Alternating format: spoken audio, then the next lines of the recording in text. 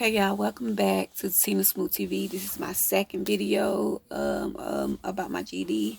So with the first video, I let y'all know like how long it been, and I let y'all know all that information. So this video, I'm just gonna let y'all know what God told me to do. Like, I'm at the point where now I actually love math, and now God telling me to become the best at it.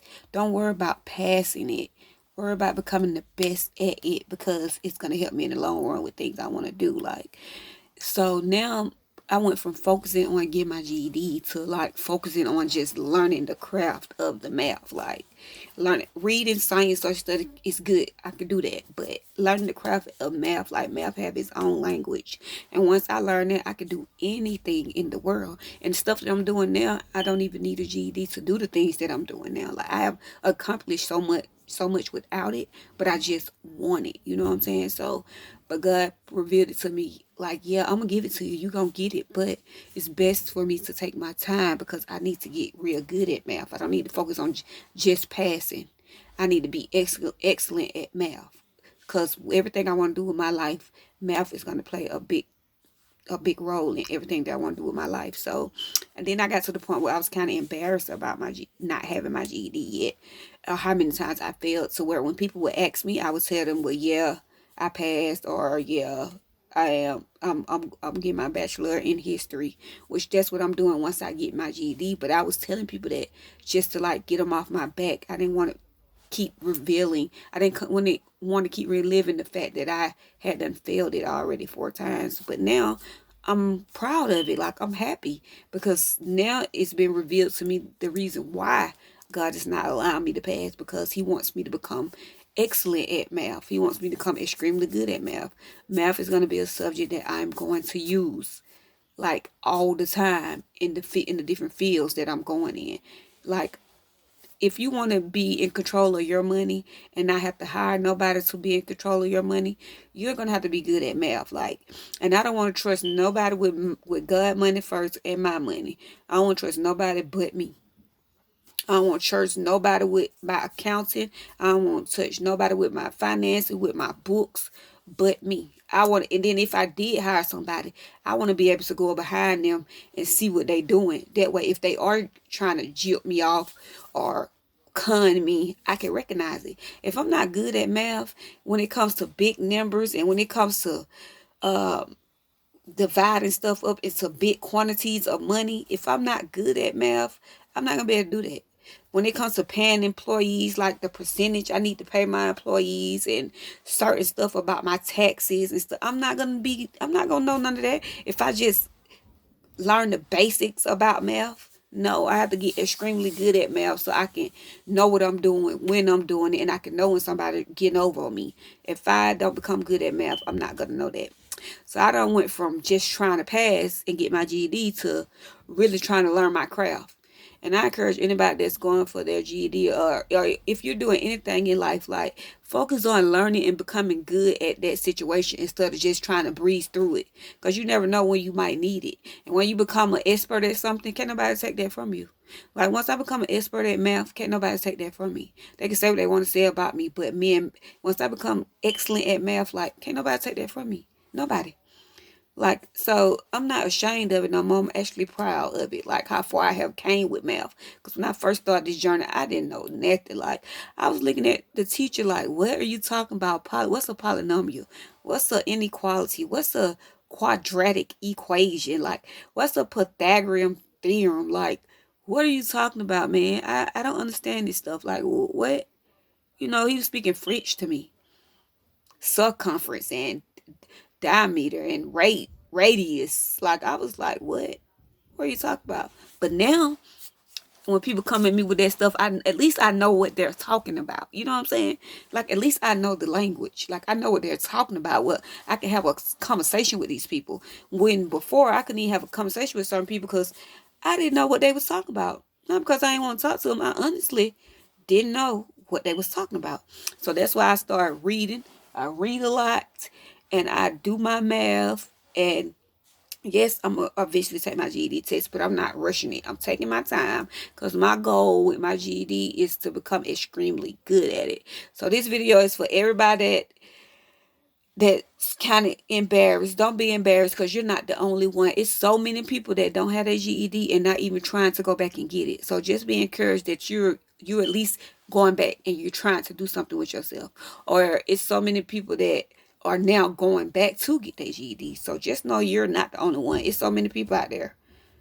And you could just be doing nothing with your life. Like, you could just be doing nothing every day with your life. Doing nothing to motivate nobody. Nothing to make your community be better. Like, you could be doing nothing with your life. Just thank God that you're doing something with your life. You know what I'm saying? Don't worry about the naysayer. Because whether you got a bachelor in science and you a doctor or whatever, people gonna talk about you. People gonna talk about you no matter what you're doing. You could be doing good or you could be doing bad.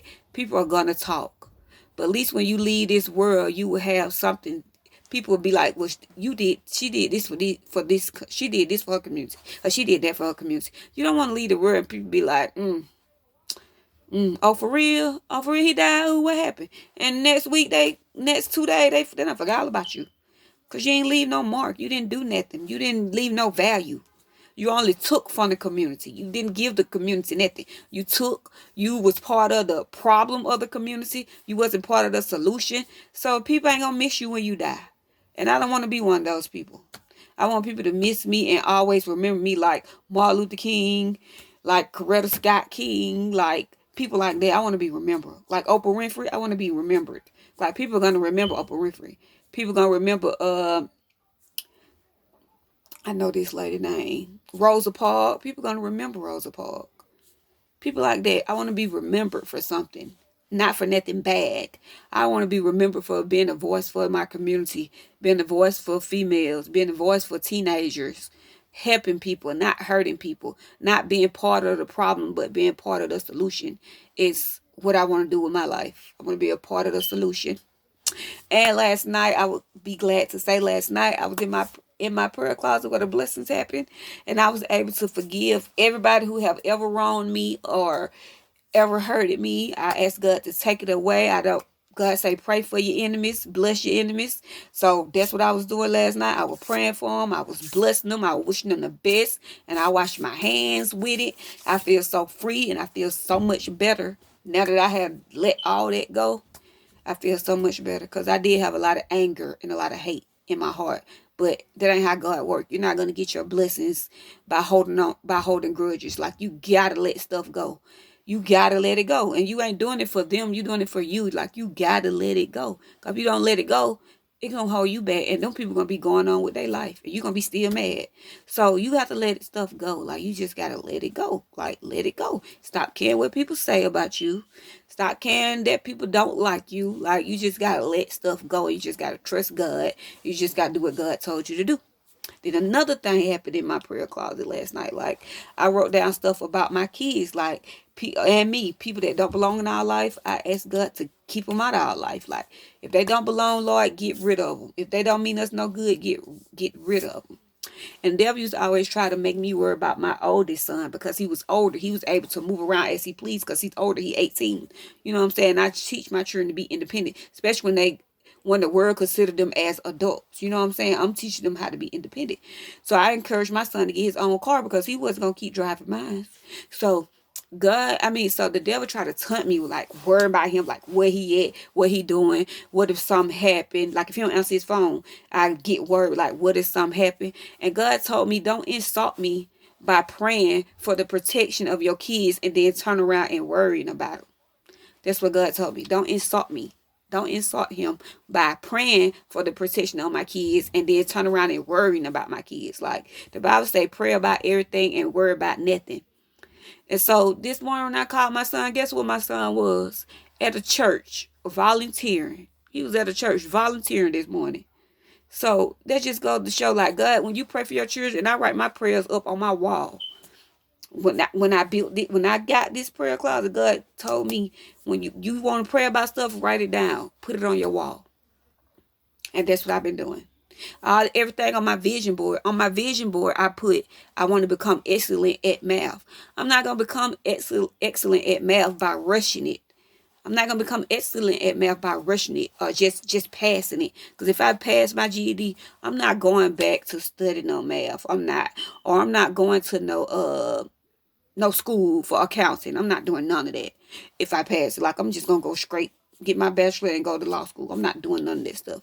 But why do that when I can stay in this GED program and learn for free as much as I want to? They're not gonna kick me out. Like I can stay as long as I want to and learn all the math I want to learn for free.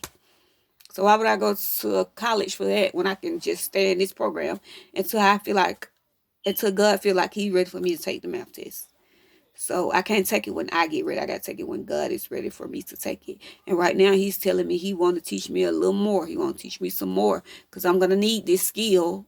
In my field, I will need this skill. And I have accomplished a lot without my GED. Like me being a life coach, I can do that without a GED. Like me starting my own business, I can do that without a GED. Like the GED is something that I want. Like I can even become good at math without a GED, but it's something that I want. You feel me? And I know I can do it because I passed 3 tests in less than 2 months. Science, social studies, and language arts I passed in less than 3 months. So I only got one subject, and that's math. And I'm going to take my time with math. Even though when I'm in class, I answer all the questions. I be answering all the questions. Like one boy was like, boy, Tina go ham in that math. I was like, only if he knew. It took me 2 years to get this good at math. Like 2 years. Like when I first started, I didn't know nothing about no math. It took me 2 years to get good at math. But even though I feel like if I take it now, I'll pass. But I don't want to take it now because I'm not as good as I want to be. I'm not as good as I want to be yet. So when I be in class, it be almost like a competition for me when I be asking them questions. It be almost like a game I'm playing, like solitaire or some game I'm playing on my phone. Like, because I actually love math now. I went from hating it to now loving it. So I encourage y'all out there, anything y'all doing with y'all life, take your time because you never know when you might need it in the long run. Don't rush none of your goals. Take your time with your goals, especially if you working for God. God gonna make sure that He give you enough time to do whatever you need to do.